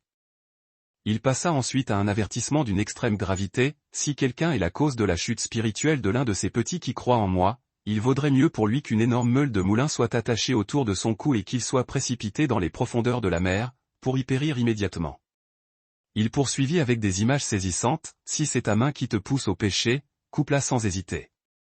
Il vaut mieux pour toi entrer dans la vie éternelle infirme, manchot, que de conserver tes 2 mains et d'être jeté dans la géhenne, dans le feu qui ne s'éteint jamais. Et si ton pied t'incite au péché, coupe-le. Il vaut mieux pour toi entrer dans la vie éternelle boiteux, estropié, que d'avoir tes 2 pieds et d'être jeté dans la géhenne. Et si ton œil t'entraîne au péché, arrache-le. Il est préférable d'entrer dans le royaume de Dieu avec un seul œil que d'avoir tes deux yeux et d'être jeté dans la géhenne, là où le ver qui ronge ne meurt point, et où le feu n'est jamais maîtrisé. Car chacun sera salé par le feu de l'épreuve, comme une purification douloureuse. Le sel est une chose excellente, mais si le sel perd sa saveur, avec quoi pourra-t-on le rendre à nouveau salé, propre à conserver? Ayez donc du sel en vous-même la sagesse et la pureté et maintenez la paix entre vous. Marc, chapitre 10. Jésus quitta ensuite cet endroit et se rendit dans les régions de Judée, puis au-delà du Jourdain. De nouveau, des foules immenses se rassemblèrent autour de lui, et comme à son habitude, il se mit à les instruire. Des pharisiens, cherchant à le piéger et à le mettre à l'épreuve, s'approchèrent et lui demandèrent, est-il permis à un homme de répudier sa femme selon la loi? Il leur rétorqua, les renvoyant à leur propre connaissance, qu'est-ce que Moïse vous a prescrit dans les Écritures? Ils répondirent, Moïse a toléré qu'un homme écrive un certificat de divorce et la renvoie, pour la libérer. Jésus leur répondit avec force, c'est en raison de la dureté, de l'obstination de vos cœurs que Moïse vous a concédé cette loi de moindre mal. Mais au commencement de la création, Dieu les fit hommes et femmes. C'est pourquoi, l'homme quittera son père et sa mère pour s'attacher à sa femme, et les deux ne feront plus qu'une seule chair, une unité indissoluble. Ainsi, ils ne sont plus deux, mais une seule et même chair. Que l'homme ne sépare donc pas ce que Dieu lui-même a uni. Une fois rentrés à la maison, les disciples, désireux d'une clarification, l'interrogèrent à nouveau sur ce point délicat. Il leur expliqua sans ambiguïté, quiconque répudie sa femme et en épouse une autre commet un adultère envers elle. Et si une femme divorce de son mari et en épouse un autre, elle commet également un adultère. Des gens amenaient de petits enfants à Jésus afin qu'il leur impose les mains, les bénisse. Mais les disciples, croyant bien faire, les réprimandaient sévèrement. Voyant cela, Jésus fut pris d'une vive indignation et leur dit avec autorité, laissez les petits enfants venir à moi, et ne les en empêchez surtout pas, car le royaume de Dieu appartient à ceux qui leur ressemblent, par leur innocence et leur dépendance. En vérité, je vous le déclare, quiconque ne recevra pas le royaume de Dieu comme un petit enfant n'y entrera jamais. Et les prenant dans ses bras, il leur imposa les mains, avec tendresse, et les bénit un à un. Alors que Jésus se remettait en chemin, un homme accourut vers lui et, s'agenouillant respectueusement devant lui, demanda, « Bon maître, que dois-je faire de bon pour hériter de la vie éternelle ?»« Pourquoi m'appelles-tu bon ?» lui répondit Jésus, le testant. « Nul n'est bon, sinon Dieu seul. Tu connais les commandements, poursuivit-il. Tu ne commettras point de meurtre, tu ne commettras point d'adultère, tu ne voleras point, tu ne feras point de faux témoignages, tu ne feras point de tort à autrui par fraude, honore ton père et ta mère. » Maître, répondit l'homme avec conviction, j'ai observé toutes ces choses depuis ma plus tendre jeunesse. Jésus le regarda profondément, et l'aima, touché par sa droiture. Puis il lui dit, révélons la seule chose qui lui manquait, une seule chose te fait défaut.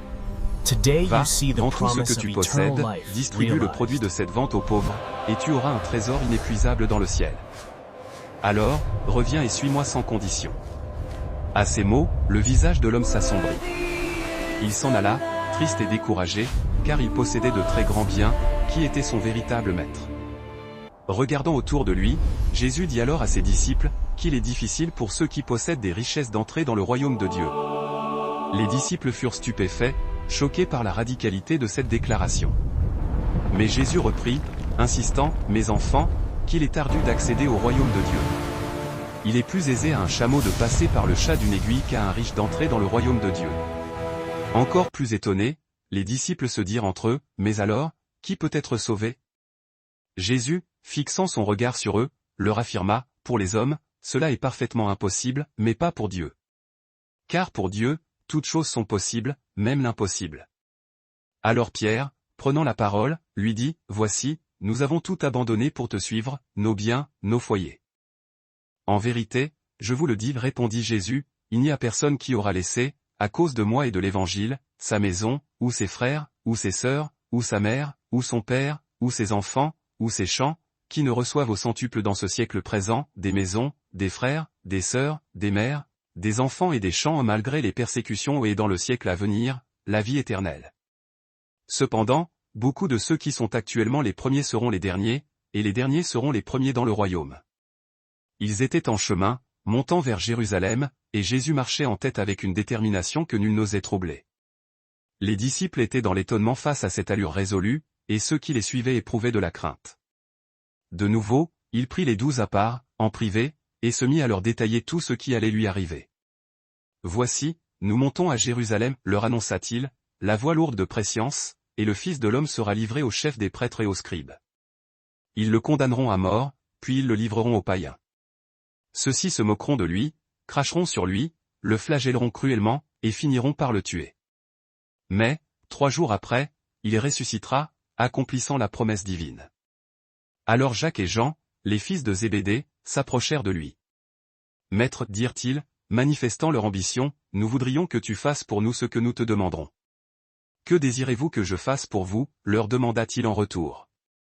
Ils répondirent avec audace, « Accorde-nous de siéger l'un à ta droite et l'autre à ta gauche dans ta gloire, quand ton royaume sera établi. » Jésus leur dit, « Vous ne savez pas ce que vous demandez. Êtes-vous capable de boire la coupe amère que je vais boire, ou d'être baptisé du baptême de souffrance dont je vais être baptisé? » Nous le pouvons, répondirent-ils avec précipitation. Jésus leur dit, « Certes, vous boirez la coupe que je boirai, et vous serez baptisés du baptême dont je suis baptisé. Mais pour ce qui est de siéger à ma droite ou à ma gauche, il ne m'appartient pas de l'accorder, ces places sont réservées à ceux pour qui elles ont été préparées par le Père. » Quand les 10 autres entendirent cela, ils furent pris d'une violente indignation contre Jacques et Jean, considérant leur requête comme égoïste. Jésus les appela près de lui et leur dit, réaffirmant la loi du service, « Vous savez que ceux qui passent pour gouverner les nations les tyrannisent, et que leurs grands exercent sur elles une autorité oppressive et sans partage. Mais il ne doit pas en être ainsi parmi vous. Au contraire, celui qui veut devenir grand parmi vous sera votre serviteur dévoué, et celui qui veut être le premier de vous tous doit être l'esclave de tous, humblement. Car le Fils de l'homme lui-même n'est pas venu pour être servi, mais pour servir, et pour donner sa vie en rançon pour une multitude. » Ils arrivèrent ensuite à Jéricho. Alors que Jésus, ses disciples et une foule considérable sortaient de la ville, un aveugle nommé Bartimée, ce qui signifie « fils de Timée », était assis au bord du chemin, mendiant. Ayant entendu dire que c'était Jésus de Nazareth qui passait, il se mit à crier avec force, « Jésus, fils de David, aie pitié de moi. » Beaucoup, agacés par le bruit, le réprimandèrent vivement et lui dirent de se taire. Mais lui, poussé par son désespoir et son espérance, criait de plus belle, plus forte encore, « Fils de David, aie vraiment pitié de moi. » Jésus s'arrêta net, puis ordonna, « Appelez-le. » Ils appelèrent l'aveugle, l'encourageant, « Confiance. Lève-toi, il t'appelle. » L'homme, jetant son manteau de mendiant, symbole de sa misère, se dressa d'un bond et vint vers Jésus. « Que veux-tu que je fasse pour toi ?» lui demanda Jésus. L'aveugle lui répondit, « Rabbi, je veux retrouver la vue. » « Va, lui dit Jésus. Ta foi t'a sauvé et guéri. » Aussitôt, Bartimée recouvra la vue, et il se mit à suivre Jésus sur la route, transformé. Marc, chapitre 11. Comme ils approchaient de Jérusalem, arrivant à Bethphagée et à Béthanie, près du mont des Oliviers, Jésus envoya 2 de ses disciples. Il leur dit, « Allez au village qui est en face de vous. Dès que vous y entrerez, vous trouverez un ânon attaché, que personne n'a encore monté. Détachez-le et amenez-le ici. Et si quelqu'un vous demande, « Pourquoi faites-vous cela ?» vous répondrez simplement, « Le Seigneur en a besoin, et il le renverra ici bientôt, sans dommage. » Ils partirent et trouvèrent l'ânon à l'extérieur, dans la rue, attaché devant une porte. Au moment où ils le détachaient, quelques hommes qui se tenaient là leur demandèrent avec suspicion, « Que faites-vous? Pourquoi détacher cet ânon ?» Ils lui répondirent exactement ce que Jésus avait dit, et les gens les laissèrent partir, étonnés par la précision de la demande. Ils amenèrent l'ânon à Jésus, jetèrent leur manteau dessus, et il s'assit. Une multitude de gens étendirent leurs propres manteaux sur le chemin, tandis que d'autres répandaient des branches qu'ils avaient coupées dans les champs, créant un tapis royal éphémère. Ceux qui marchaient devant et ceux qui suivaient criaient avec une ferveur triomphale, « Hosanna ! Béni soit celui qui vient au nom du Seigneur. Béni soit le royaume qui vient, celui de notre Père David. Hosanna dans les lieux très hauts. » Jésus entra dans Jérusalem et se rendit dans l'enceinte du temple. Il observa attentivement tout ce qui s'y passait. Mais comme l'heure était déjà avancée, il sortit pour aller à Béthanie avec les 12. Le lendemain, alors qu'il quittait Béthanie, Jésus eut faim. Apercevant de loin un figuier couvert de feuilles, il s'approcha pour voir s'il y trouverait quelques fruits précoces. Arrivé au pied de l'arbre, il n'y trouva que des feuilles, car ce n'était pas la saison des figues. Alors, il adressa la parole au figuier, « Que jamais plus personne ne mange de ton fruit. » Et ses disciples entendirent cette étrange malédiction prophétique. De retour à Jérusalem, Jésus entra dans les parvis du temple et commença à en chasser ceux qui achetaient et qui vendaient, renversant les tables des changeurs de monnaie, ainsi que les sièges de ceux qui vendaient des colombes, transformant le désordre en chaos sacré. Il ne permettait à personne de transporter des marchandises à travers l'enceinte sacrée. Et tandis qu'il les enseignait, il leur disait, justifiant son action, n'est-il pas écrit dans les prophéties, ma maison sera appelée maison de prière pour toutes les nations? Mais vous, par vos pratiques mercantiles, vous en avez fait une véritable caverne de voleurs. Les chefs des prêtres et les scribes entendirent ces paroles et cherchaient activement le moyen de le faire périr, car ils le craignaient profondément, voyant que toute la foule était émerveillée par la profondeur de son enseignement. Le soir venu, Jésus et ses disciples sortirent de la ville pour la nuit. Le lendemain matin, comme ils passaient, ils virent le figuier, il était desséché, entièrement tari depuis la racine. Pierre, se souvenant de la parole de Jésus, s'exclama, « Rabbi, regarde. Le figuier que tu as maudit est tout desséché. » Jésus leur répondit alors, encourageant leur confiance, « Ayez foi en Dieu. Je vous le dis en vérité, si quelqu'un dit à cette montagne, ôte-toi de là et jette-toi dans la mer, et qu'il n'hésite pas dans son cœur, mais croit fermement que ce qu'il dit arrivera, cela lui sera fait, selon sa parole. C'est pourquoi je vous déclare, tout ce que vous demanderez dans la prière, croyez que vous l'avez reçu, et cela vous sera accordé. Et lorsque vous vous tenez debout pour prier, si vous avez quelque chose contre quelqu'un, pardonnez-lui, afin que votre Père qui est dans les cieux vous pardonne aussi vos transgressions. » Ils revinrent à Jérusalem. Et comme Jésus marchait dans l'enceinte du temple, les chefs des prêtres, les scribes et les anciens vinrent à lui et l'interrogèrent, cherchant à lui retirer toute légitimité, « Par quelle autorité fais-tu toutes ces choses? Qui t'a donné l'autorisation de faire cela ?» Jésus leur répondit, leur proposant un dilemme, « Je vais vous poser une seule question. Répondez-moi, et alors je vous dirai par quelle autorité je fais ces choses. Le baptême de Jean, venait-il du ciel, ou des hommes? Dites-le-moi. » Ils délibérèrent entre eux, discutant de la stratégie à adopter. « Si nous disons, du ciel, il nous demandera, pourquoi donc n'avez-vous pas cru en lui? Mais si nous disons, des hommes, nous craignons la réaction du peuple, car tous tenaient Jean pour un véritable prophète. » Ils répondirent donc à Jésus, « Nous ne savons pas d'où venait son autorité. » Jésus leur dit alors, « Alors moi non plus, je ne vous dirai pas par quelle autorité je fais ces choses. » Marc, chapitre 12. Jésus commença alors à leur parler en parabole. Un homme planta une vigne avec le plus grand soin. Il l'entoura d'un mur protecteur, creusa un pressoir pour recueillir le jus, et bâtit une tour de guet pour la surveillance. Ensuite, il loua cette vigne à des vignerons et partit en voyage dans un pays lointain. Au temps de la récolte, il envoya un serviteur auprès de ses exploitants pour qu'ils lui remettent une part des fruits de la vigne. Mais ils se saisirent du serviteur, le frappèrent avec violence, et le renvoyèrent les mains vides, humiliés. Il leur envoya un autre serviteur. Celui-ci, ils le frappèrent à la tête et l'outragèrent de manière honteuse. Il en envoya un troisième, et celui-là, ils le tuèrent purement et simplement. Il en envoya beaucoup d'autres, certains furent battus, d'autres furent mis à mort.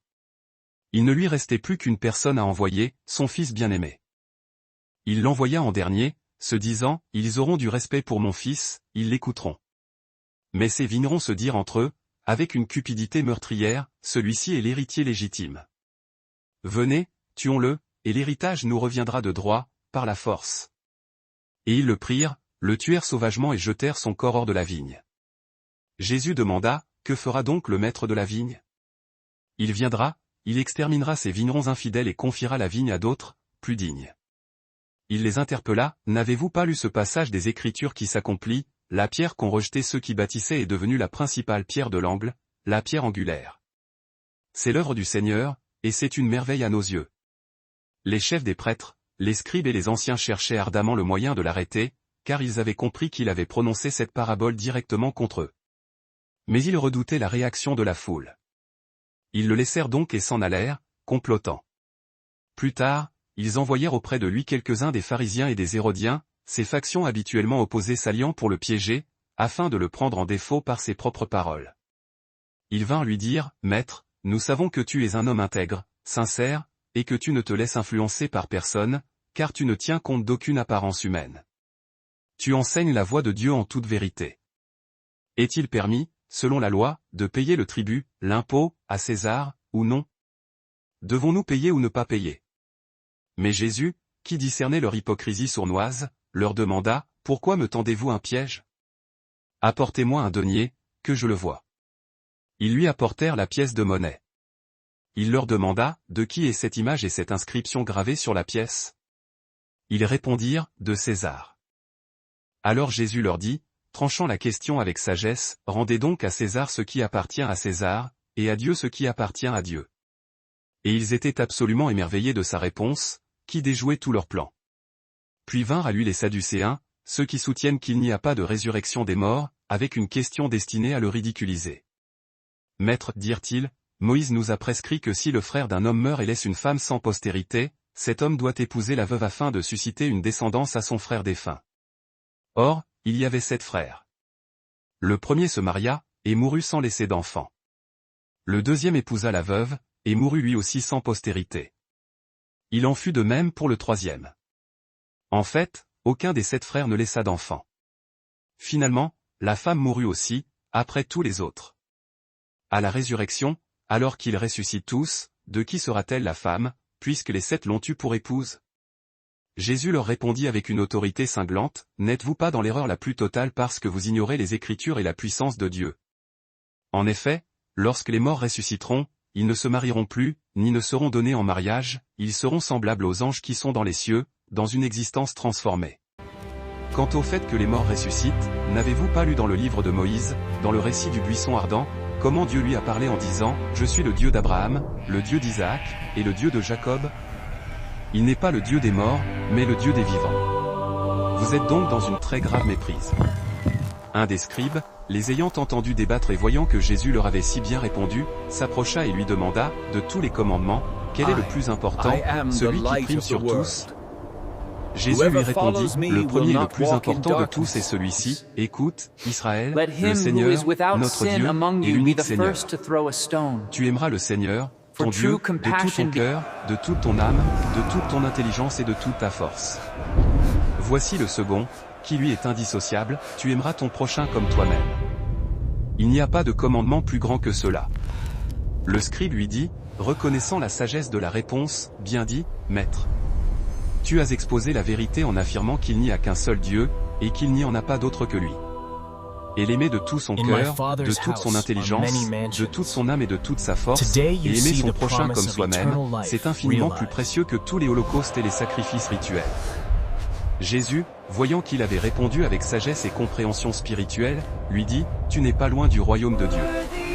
Et à partir de ce moment, plus personne n'osa l'interroger ou lui tendre de piège. Tandis qu'il enseignait dans les parvis du temple, Jésus posa une question à l'assemblée, comment se fait-il que les scribes affirment que le Messie doit être le fils de David? Car David lui-même, sous l'inspiration de l'Esprit Saint, a déclaré, le Seigneur a dit à mon Seigneur, assieds-toi à ma droite, jusqu'à ce que je fasse de tes ennemis ton marchepied. David lui-même l'appelle Seigneur, comment donc peut-il être son fils? La foule nombreuse l'écoutait avec un plaisir évident, captivée par la complexité de sa doctrine. Dans son enseignement, Jésus leur dit ensuite, prenez garde aux scribes. Ils aiment se promener dans de longues robes voyantes, être salués avec déférence sur les places publiques, occuper les premiers sièges dans les synagogues et les places d'honneur lors des banquets. Ces hommes cupides dévorent les maisons des veuves sans défense, et, pour l'apparence, ils font de longues prières ostentatoires. Ils subiront un jugement d'autant plus sévère pour leur hypocrisie. Jésus s'assit en face du trésor où l'on déposait les offrandes et observait la foule mettre de l'argent dans le tronc du temple. Beaucoup de riches y jetaient de grosses sommes. Mais vint une pauvre veuve qui déposa de très petites pièces de cuivre, valant à peine quelques centimes. Appelez ses disciples près de lui, Jésus leur dit, en vérité, je vous le déclare, cette pauvre veuve a mis plus dans le trésor que tous les autres. Car tous ont donné de leur superflu, de leurs biens accumulés, mais elle, de sa grande pauvreté, a mis tout ce qu'elle possédait pour vivre, la totalité de ses ressources. Marc, chapitre 13. Comme Jésus sortait du temple, l'un de ses disciples lui dit, admiratif, Maître, regarde quelle pierre massive, quelle construction magnifique. Quel édifice grandiose. Tu vois ces grandes constructions impressionnantes, répondit Jésus. Il ne restera pas ici pierre sur pierre qui ne soit jetée à terre, totalement détruite.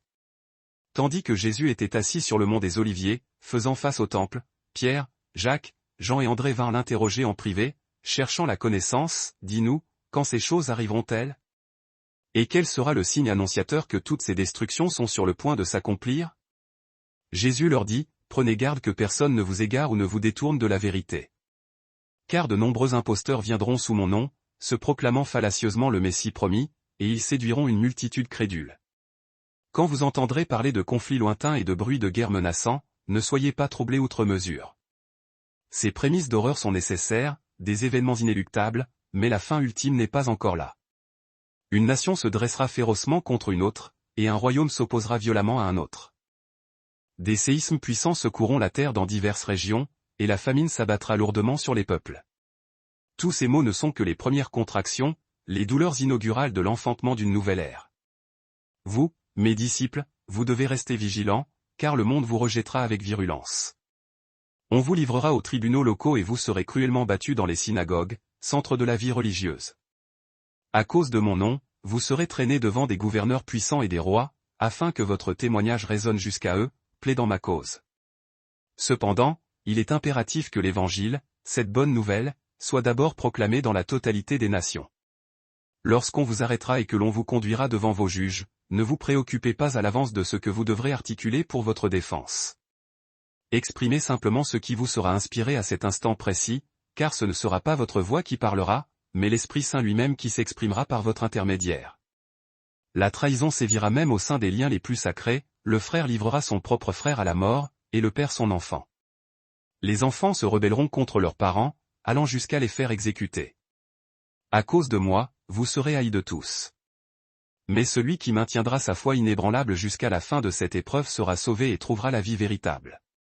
Quand vous verrez l'horreur abominable qui cause la désolation, dressée en un lieu où elle ne devrait point être, que celui qui lit ces lignes saisisse la pleine signification de cette prophétie, alors, que ceux qui se trouvent en Judée fuient sans délai vers les montagnes escarpées.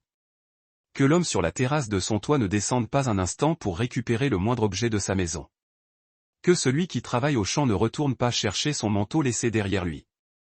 Quelle détresse inimaginable attendra les femmes enceintes et celles qui allaitent durant ces jours de terreur.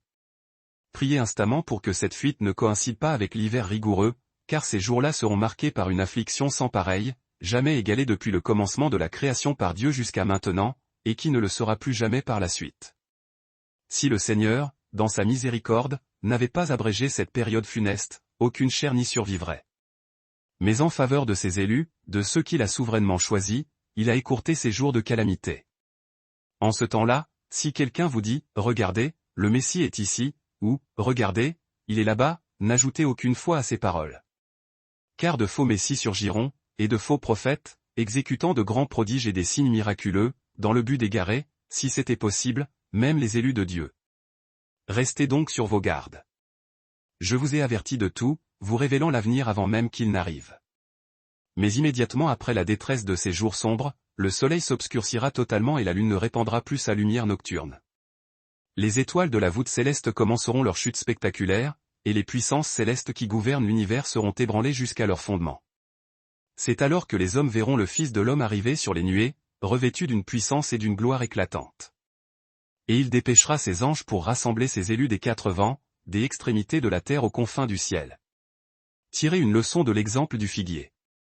Dès que ses rameaux deviennent tendres et que ses premières feuilles se déploient, vous savez instinctivement que l'été est imminent. De même, quand vous verrez tous ces signes prophétiques se réaliser, comprenez que le moment est proche, qu'il est là, juste à la porte. Je vous le déclare en vérité, cette génération contemporaine ne disparaîtra pas avant que toutes ces prophéties ne soient accomplies. Le ciel et la terre, dans leur immensité, passeront, mais mes paroles, elles, ne passeront jamais. Quant aux jours précis ou à l'heure fatidique, personne ne les connaît, pas même les anges qui demeurent dans les cieux, ni même le Fils, mais le Père seul. Veillez donc. Soyez toujours prêts et alertes. Car vous ignorez quand ce temps viendra. Il en est comme d'un homme qui part en voyage lointain. Il laisse sa demeure sous la responsabilité de ses serviteurs, assignant une tâche spécifique à chacun, et ordonne particulièrement au portier de monter la garde avec vigilance. Ainsi, tenez-vous en éveil constant, car vous ne savez pas à quelle heure le maître de maison reviendra, sera-ce le soir, au milieu de la nuit, au chant du coq avant l'aube, ou au lever du jour? S'il revient subitement, qu'il ne vous trouve pas endormi dans l'insouciance et la paresse. Ce que je vous dis, je le dis à tous, sans exception, veillez. Marc, chapitre 14. 2 jours seulement nous séparaient de la Pâque et de la fête des pains sans levain. Les grands prêtres du temple et les scribes, docteurs de la loi, manigançaient ensemble le moyen d'arrêter Jésus en secret, par ruse, pour le mettre à mort. Ils se disaient toutefois, pas durant la fête, car nous risquerions de provoquer une émeute populaire incontrôlable et sanglante. Pendant ce temps, Jésus était à Béthanie, attablé chez Simon le lépreux, se reposant en toute sérénité. C'est là qu'une femme entra, portant un vase d'albâtre rempli d'un parfum extrêmement coûteux, d'une art pure et rare, valant une fortune. Elle brisa le col du flacon et répandit entièrement l'huile odorante sur sa tête. Devant ce geste, certains des convives présents manifestaient leur indignation, se murmurant entre eux avec colère, « Quel gâchis, quelle stupidité de dilapider ainsi ce parfum !» Cette essence aurait pu être vendue pour une somme considérable, représentant plus d'une année de salaire pour un homme, et l'argent récolté aurait pu être distribué aux indigents de la ville. Et ils adressaient à cette femme de vifs reproches, la jugeant sévèrement pour son extravagance. « Laissez-la tranquille », intervint Jésus d'un ton ferme. « Pourquoi lui causez-vous du trouble ? Elle a accompli pour moi un acte d'une beauté et d'une noblesse inouïe. Les pauvres, vous les aurez toujours parmi vous, à portée de main, et il vous sera loisible de leur venir en aide chaque fois que vous le souhaiterez. Mais moi, vous ne m'aurez pas éternellement. Elle a fait ce qu'elle pouvait, ce qui était en son pouvoir et son cœur l'y poussait. En versant ce parfum sur mon corps, elle a anticipé et préparé d'avance ma sépulture.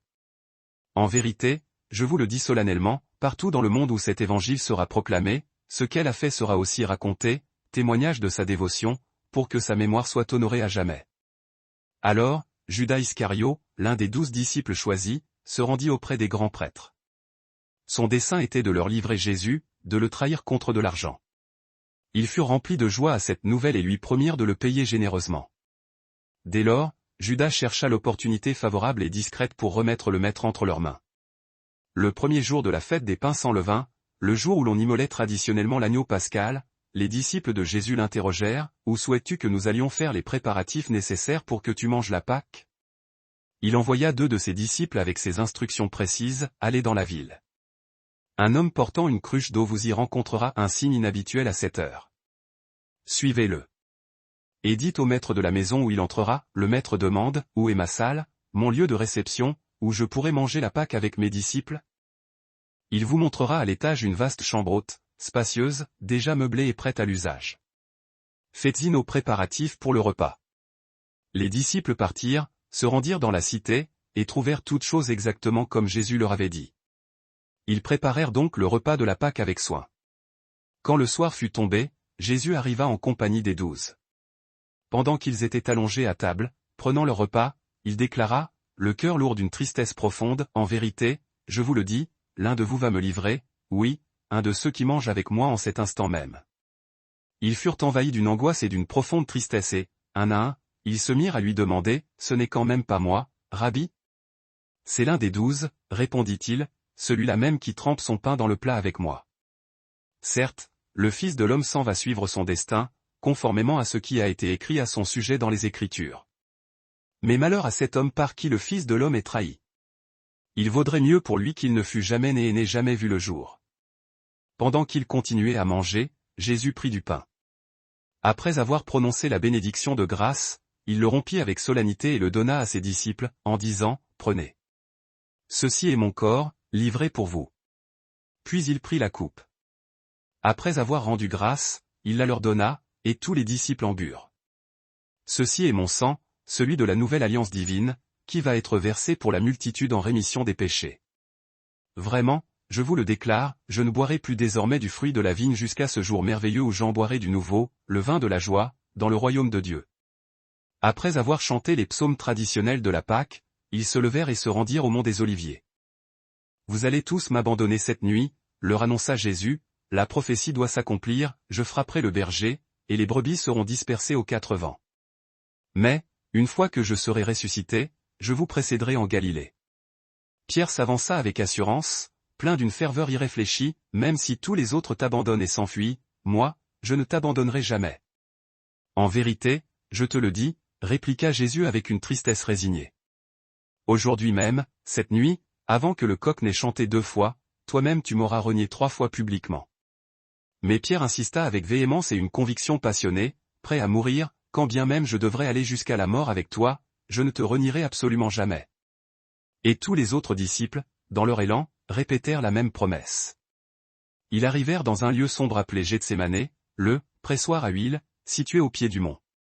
Jésus dit à ses disciples, « Asseyez-vous ici pendant que je vais prier un peu plus loin, seul. » Il prit avec lui Pierre, Jacques et Jean, le cercle intime, et commença à être saisi d'une profonde angoisse et d'une immense détresse intérieure. « Mon âme est accablée d'une tristesse mortelle, au point de défaillir, leur dit-il. Restez ici et veillez avec moi. » S'éloignant de quelques pas seulement, il tomba à terre dans la poussière et pria avec insistance, suppliant que, si cela était possible, cette heure terrible de souffrance passe loin de lui. « Abba, Père !» s'écria-t-il dans son agonie. « Tout est possible. Éloigne de moi cette coupe d'amertume et de douleur. Cependant, que ma volonté ne soit pas faite, mais que ta volonté s'accomplisse. » Il revint vers ses disciples et les trouva profondément endormis. Il interpella Simon, Pierre, avec douceur, « Simon, tu dors? Tu n'as pas réussi à veiller avec moi ne serait-ce qu'une seule heure? Veillez et priez sans relâche afin de ne pas succomber à la tentation. L'esprit est plein de bonne volonté, sincère, mais la chair est irrémédiablement faible et fatiguée. » Il s'éloigna à nouveau une seconde fois et pria, prononçant la même supplication déchirante. Quand il revint, il les trouva encore endormis, car leurs paupières étaient lourdes de sommeil. Ils étaient confus et ne savaient que lui répondre. Revenant pour la troisième fois, il leur dit, « Vous dormez encore et vous vous reposez. C'en est assez. » Le temps est écoulé. L'heure fatidique est venue. Voyez, le Fils de l'homme est livré entre les mains des pécheurs, des hommes sans Dieu. Levez-vous. Allons-y. Mon traître approche et est déjà là. Il parlait encore quand Judas, l'un des 12, fit son apparition. Une foule nombreuse l'accompagnait, armée d'épées et de bâtons, envoyés directement par les grands prêtres, les scribes et les anciens de la communauté. Le prêtre leur avait donné un signe convenu pour éviter toute erreur, celui que j'embrasserai, c'est lui. Arrêtez-le et emmenez-le sous bonne garde, sans le laisser s'échapper. S'approchant aussitôt de Jésus, Judas lui dit affectueusement, « Rabbi ». Et il l'embrassa, baiser glacé de la trahison. Les hommes se jetèrent alors sur Jésus et s'emparèrent de lui. L'un de ceux qui se tenaient là, tirant son épée, frappa le serviteur du souverain sacrificateur et lui trancha l'oreille droite. « Suis-je un brigand menant une rébellion, pour que vous veniez me prendre avec des épées et des gourdins ?» protesta Jésus avec calme. « J'étais pourtant chaque jour parmi vous, enseignant librement dans l'enceinte du temple, et vous ne m'avez pas arrêté. Mais c'est ainsi que doivent s'accomplir les Écritures saintes. » Alors, frappés de panique et de peur, tous les disciples l'abandonnèrent honteusement et s'enfuirent dans la nuit. Un jeune homme, qui ne portait qu'un simple drap de lin sur son corps nu, suivait Jésus. Quand on voulut se saisir de lui, il s'échappa nu, laissant le drap de lin entre leurs mains. Ils conduisirent Jésus chez le souverain sacrificateur, Caïphe. Tous les grands prêtres, les anciens et les scribes s'étaient rassemblés pour un procès nocturne illégal. Pierre suivit Jésus à distance, plein de crainte, pénétrant jusque dans la cour intérieure du palais du souverain sacrificateur. Il s'assit là, avec les gardes du temple, et se chauffait près du brasier. Les grands prêtres et tout le Sanhédrin, le Conseil suprême d'Israël, cherchaient désespérément un témoignage probant contre Jésus pour pouvoir le condamner à mort, mais ils n'en trouvaient aucun de solide. Bien que de nombreux faux témoins se fussent présentés, leurs dépositions se contredisaient mutuellement et ne coïncidaient pas. Finalement, quelques-uns se levèrent et portèrent ce faux témoignage précis contre lui, « Nous l'avons entendu dire, je détruirai ce temple vénérable construit de main d'homme, et en 3 jours j'en bâtirai un autre qui ne sera pas fait de main d'homme. » Mais même sur ce point crucial, leur témoignage n'était pas cohérent.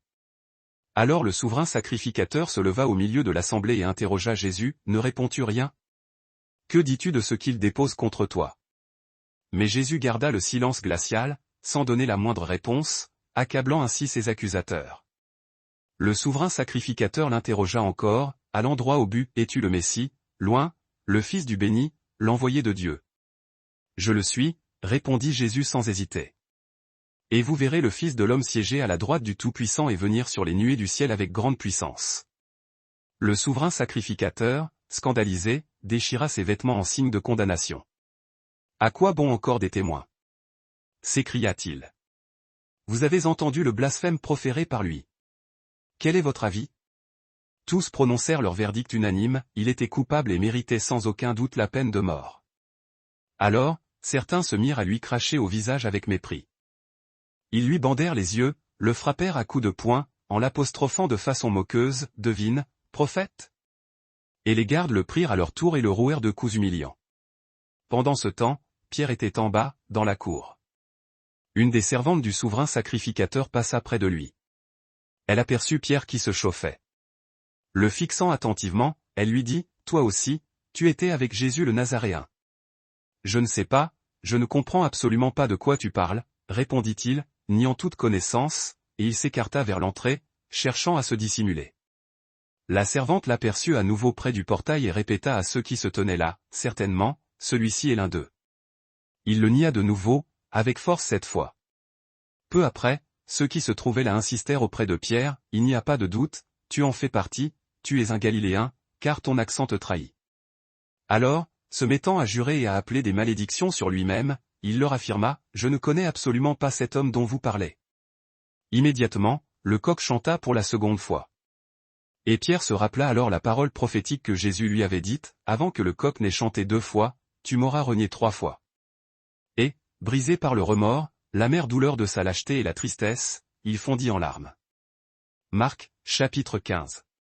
Dès l'aube, de très bonne heure, les grands prêtres, les anciens et les scribes, tout le Sanhédrin au grand complet, tinrent conseil et prirent leur disposition finale. Ils ligotèrent Jésus, l'emmenèrent hors de la ville sainte et le livrèrent au gouverneur romain, Ponce Pilate. « Es-tu le roi des Juifs ?» lui demanda Pilate, visiblement intrigué par l'accusation. « Tu le dis toi-même, » répondit Jésus laconiquement. Les grands prêtres l'accusaient de nombreuses charges hétéroclites. Alors Pilate l'interrogea de nouveau, « Ne réponds-tu rien ? Vois de combien de choses il t'accuse avec tant de ferveur. » Mais Jésus ne fit toujours aucune réponse, ce qui laissa Pilate stupéfait et décontenancé. Or, à l'occasion de cette fête de Pâques, il était de coutume de relâcher à la foule un prisonnier que celle-ci réclamait. Il y avait alors un homme du nom de Barabas, un criminel notoire, emprisonné avec des insurgés qui avaient commis des meurtres lors d'une émeute politique. La foule monta vers Pilate et le supplia de faire pour eux ce qu'il faisait habituellement. « Voulez-vous que je vous relâche le roi des Juifs ?» leur demanda Pilate, sachant pertinemment que c'était par pure jalousie et intérêt personnel que les grands prêtres lui avaient livré Jésus. Mais les grands prêtres excitèrent la foule, les incitant bruyamment à demander plutôt la libération du meurtrier, Barabas. « Que dois-je donc faire de celui que vous appelez le roi des Juifs ?» leur demanda Pilate, cherchant désespérément à sauver l'innocent. « Crucifie-le » hurlèrent-ils en masse. « Mais quel crime, quelle infamie a-t-il donc commis ?» insista Pilate. Mais il criait de plus en plus fort, d'une seule voix, « Crucifie-le » Désireux de satisfaire le peuple et d'éviter un soulèvement général, Pilate leur relâcha Barabas, le rebelle. Quant à Jésus, après l'avoir fait cruellement flageller, le corps lacéré, il le livra pour qu'il soit crucifié. Les soldats emmenèrent Jésus dans la cour intérieure du palais, appelée le prétoire, et rassemblèrent toute la cohorte pour le spectacle. Ils le revêtirent d'un manteau de pourpre, signe de la royauté. Ils tressèrent une couronne d'épines acérées qu'ils posèrent de force sur sa tête ensanglantée. Et ils se mirent à le saluer avec une ironie cruelle et bruyante, « Salut, roi des Juifs !» Ils lui frappaient la tête avec un roseau comme un sceptre, lui crachaient dessus avec dégoût, et, s'agenouillant devant lui, ils lui rendaient un hommage moqueur. Quand ils eurent fini de se jouer de lui et de le torturer, ils lui retirèrent la robe de pourpre et lui remirent ses propres vêtements. Puis ils le conduisirent dehors, sur la voie, pour le crucifier. Ils réquisitionnèrent un homme qui passait par là, Simon de Cyrène, le père d'Alexandre et de Rufus, qui revenait des champs, et ils le forcèrent à porter la lourde croix de Jésus. Ils conduisirent Jésus au lieu dit Golgotha, ce qui se traduit par « lieu du crâne ». Ils lui proposèrent du vin mélangé de myrrhe, une boisson stupéfiante pour apaiser ses souffrances, mais il refusa de le prendre, voulant affronter la douleur lucidement. Et ils le crucifièrent sans pitié. Ils se partagèrent ses vêtements, les seuls biens qui lui restaient, en tirant au sort pour déterminer ce que chacun emporterait. Il était 9 heures du matin quand ils le clouèrent sur le bois infâme. L'inscription qui indiquait le motif de sa condamnation était rédigée ainsi, fixée au-dessus de sa tête, le roi des Juifs. Ils crucifièrent avec lui 2 bandits, l'un à sa droite, l'autre à sa gauche, le plaçant ainsi parmi les criminels. Les passants blasphémaient contre lui, hochaient la tête avec mépris et disaient, « Et, toi qui prétends détruire le temple et le rebâtir en 3 jours. Sauve-toi toi-même. Descends de cette croix. » De même, les grands prêtres et les scribes se moquaient de lui entre eux, se réjouissant de son humiliation. Il a sauvé les autres, mais il est incapable de se sauver lui-même. Que ce Messie, ce roi d'Israël, descende maintenant de la croix. Que nous voyons cela de nos yeux pour y croire. Même ceux qui avaient été crucifiés à ses côtés l'insultaient sans retenue ni pitié. À partir de midi, des ténèbres profondes et surnaturelles couvrirent toute la région, et cela dura jusqu'à 3 heures de l'après-midi. Et à 3 heures, Jésus poussa un grand cri, déchirant le silence de l'obscurité, « Éloi, Éloi, lama sabachthani » ce qui signifie, dans l'agonie, « Mon Dieu, pourquoi m'as-tu abandonné » Quelques-uns de ceux qui se tenaient près de la croix, l'ayant entendu, dirent, « Écoutez, il appelle Élie à son secours. » Un homme courut alors, trempa une éponge dans du vinaigre aigre, la fixa à l'extrémité d'un roseau et lui offrit à boire, en disant, « Laissez-le maintenant. Voyons si Élie vient le descendre et le délivrer. » Alors, poussant un ultime et fort cri, le Seigneur Jésus rendit l'âme. À cet instant précis, le rideau lourd du temple fut déchiré en deux, de haut en bas, séparant le lieu saint du Saint des Saints, signifiant l'ouverture d'un nouveau chemin vers Dieu. Le centurion romain qui se tenait juste en face de lui, observant la manière digne et puissante dont Jésus avait expiré, reconnut la vérité, vraiment, cet homme était le Fils de Dieu. Plusieurs femmes observaient la scène de loin, spectatrices impuissantes de sa mort. Parmi elles se trouvaient Marie de Magdala, Marie, la mère de Jacques le mineur et de Jose, et Salomé. Ces femmes, quand Jésus était en Galilée, l'avaient fidèlement suivi et avaient pourvu à ses besoins par leurs propres moyens. Beaucoup d'autres femmes qui étaient montées avec lui à Jérusalem étaient également présentes, pleurant. Comme c'était le jour de la préparation, c'est-à-dire la veille du sabbat, et que le soir approchait, Joseph d'Arimathée, un homme d'honneur, membre influent du conseil, le Sanhédrin, qui attendait lui aussi avec ferveur le royaume de Dieu, s'enhardit à aller trouver Pilate pour réclamer le corps de Jésus afin de lui donner une sépulture digne. Pilate fut étonné d'apprendre qu'il était déjà mort si rapidement. Il fit appeler le centurion et lui demanda si Jésus était effectivement décédé. Après avoir obtenu la confirmation du centurion, il permit à Joseph de disposer du corps.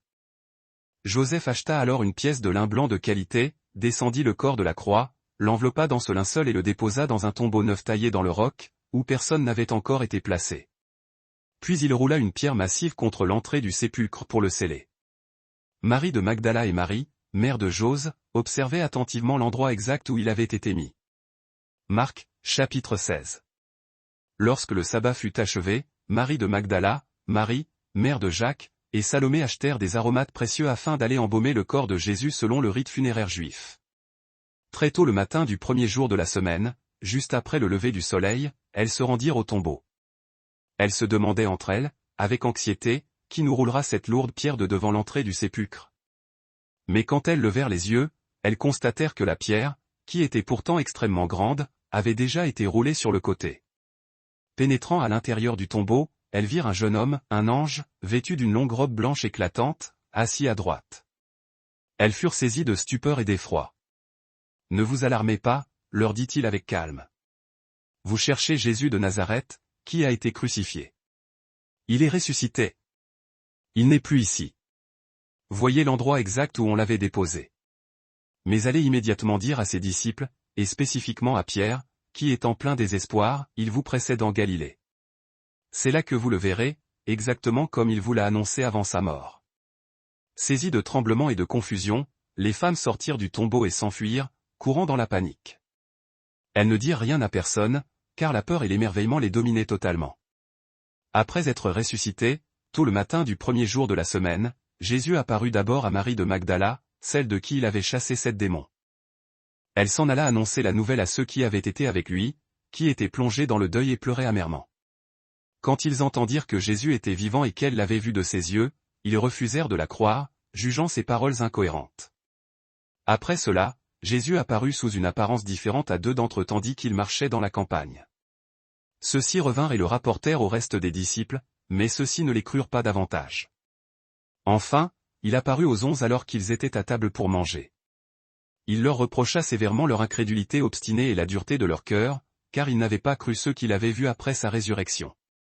Il leur adressa alors son commandement ultime, aller par le monde entier, jusqu'aux confins de la terre, et proclamer l'évangile à toute la création, à tous les êtres humains.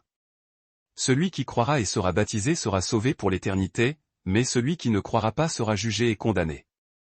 Et voici les signes prodigieux qui accompagneront ceux qui auront placé leur foi en mon nom, ils chasseront les démons du corps des possédés. Ils parleront des langues nouvelles, qu'ils n'auront pas apprises. Ils pourront prendre des serpents venimeux dans leurs mains sans danger. Et s'ils boivent par mégarde quelque poison mortel, cela ne leur causera absolument aucun mal. Ils imposeront les mains aux malades et aux infirmes, et ceux-ci retrouveront la santé immédiatement. Après que le Seigneur Jésus leur eut ainsi parlé, il fut enlevé au ciel devant leurs yeux et s'assit à la droite de Dieu, dans toute sa majesté et sa gloire. Quant aux disciples, ils s'en allèrent prêcher partout, en tout lieu du monde connu. Et le Seigneur œuvrait avec eux, confirmant l'authenticité de sa parole par les signes miraculeux et les prodiges qui l'accompagnaient.